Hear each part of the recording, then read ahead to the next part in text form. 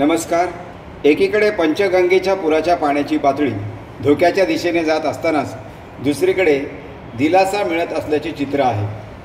कोल्हापूर शहराला तिन्ही बाजूंनी वेढा दिलेला पंचगंगेचा पूर गेले 2 दिवस सातत्याने वाढत आहे।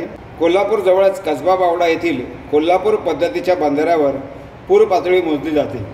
या बंधाऱ्यावर पुराची पातळी 39 फुटावर गेल्यास संभाव्य पुराच्या धोक्याबाबत इशारा समजला जातो, तर 43 फूट पाणी पातळी झाल्यानंतर कोल्हापूरच्या बहुतेक भागाला पुराचा फटका बसतो।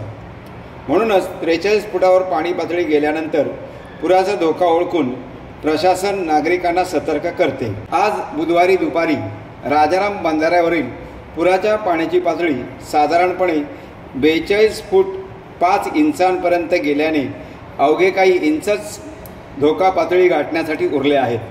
अशातच समाधानाची बाब म्हणजे राधानगरी धरण परिसरात आज पावसाचा जोर ओसरला आहे। राधानगरी धरण आणि भोगावती नदीच्या पाणलोट क्षेत्रात जर मोठ्या प्रमाणात पाऊस झाला तर कोल्हापूरला पुराचा धोका संभवतो।